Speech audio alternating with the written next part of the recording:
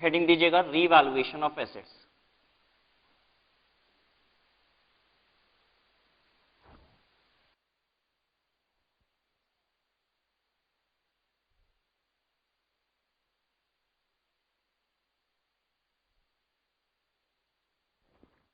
Earlier, now, पहले क्या होता था, अब क्या होगा।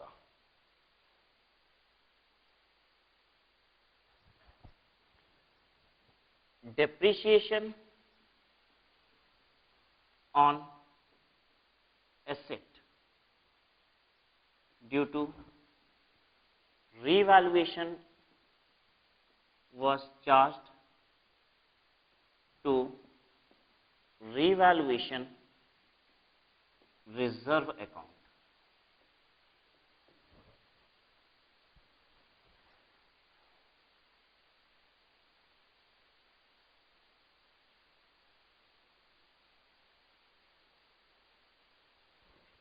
अब depreciation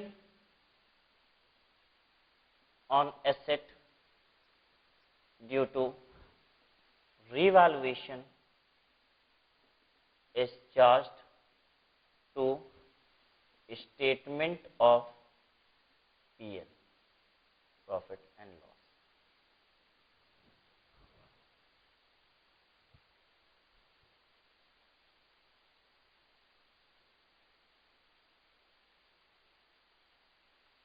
अगर हम किसी एसेट की वैल्यू बढ़ा देते थे रिवैल्यूएशन करके, ठीक है, तो उसकी वजह से डेप्रिसिएशन भी उस पर बढ़ जाता था।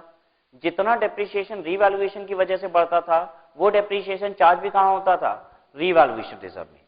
लेकिन अब पूरा का पूरा डेप्रिसिएशन कहां चार्ज किया जाएगा, पीएल में, statement of profit and loss में।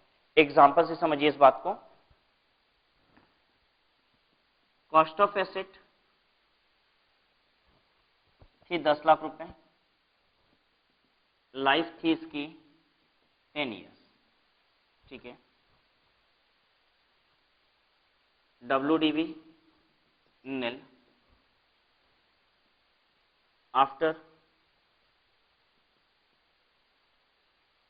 1 year asset was revalued upward by rupee 3 lakh.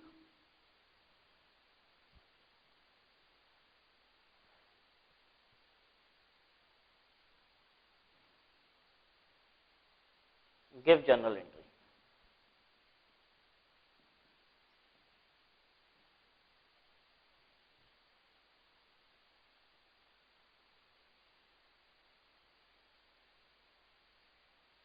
देखिए क्या होगा अब यहां पे, एसेट खरीदेंगे हम, क्या एंट्री होगी, एसेट डेबिट टू बैंक,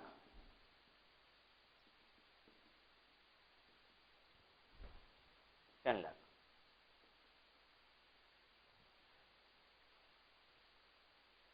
एक साल के बाद रिवैल्यूएशन हुआ है, पहले साल का डेप्रिसिएशन लगा दीजिए।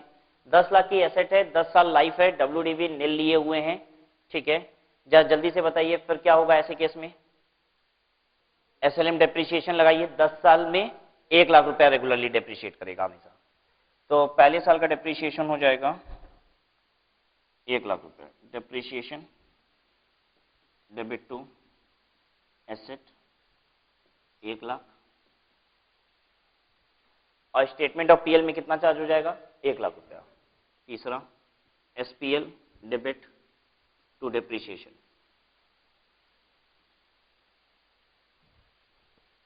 SPL stands for statement of profit loss, 1 lakh रुपया यहां चार्ज कर दिया आपने।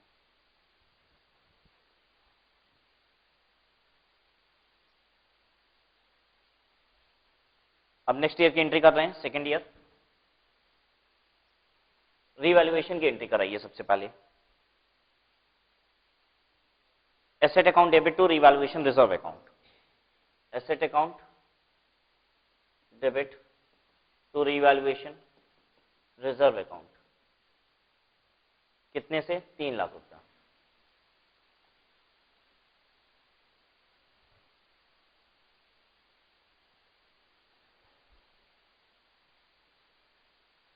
ठीक है। एसेट की बुक वैल्यू कितनी हो गई इस समय? एसेट की बुक वैल्यू कितनी हो गई इस समय? 10 लाख रुपए था, 1 लाख डेप्रिशिएट कर चुके थे, 9 लाख, और 3 लाख रुपए से बढ़ा दिए 12 लाख। रिमेनिंग यूजफुल लाइफ कितनी है? 9 साल। 9 साल पे 12 लाख रुपए डेप्रिशिएट करेंगे, डेप्रिशिएशन पर एनम कितना आएगा? लिख लीजिए book value of asset is equal to 10 minus 1 plus 3 is equal to 12 lakh. ठीक है। Depreciation per annum is equal to 12 lakh divided by क्या साल? 9 ईयर्स। कितना हो गया? 1,33,333।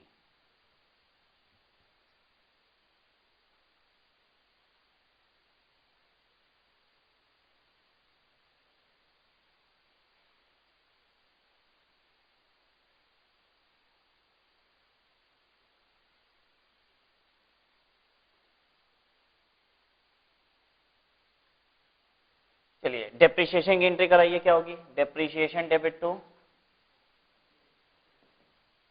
एसेट कितना? 1,33,333।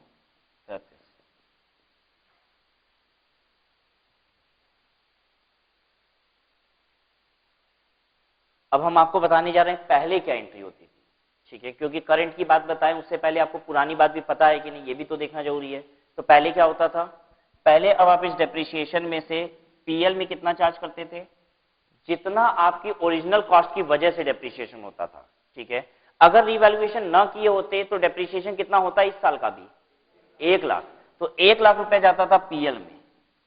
ठीक है, और 33,333 रुपए ये किसकी वजह से बढ़ा है? रिवैल्यूएशन की वजह से। तो 33,333 रुपए से क्या डेबिट होता था? Revaluation reserve. आप डेबिट करते थे रिवैल्यूएशन रिजर्व डेबिट 33,333। ठीक है, और फिर क्या लिखते थे यहां पे? To depreciation 1,33,333। और ये अब नहीं होगा, यही नहीं करना है।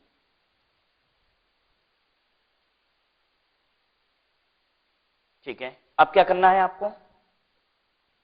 आपको करना है statement of PL debit 1,33,333 to depreciation.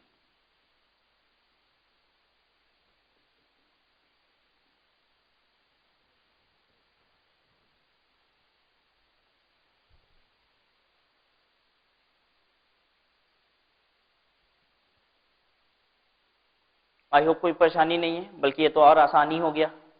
पहले तो ये सोचना पड़ता था कितना रिवैल्यूएशन रिजर्व में डेबिट करें, कितना पीएल में करें। अब तो झंझट ही खत्म है, सबका सब कहां डेबिट करना है? पीएल में आपको।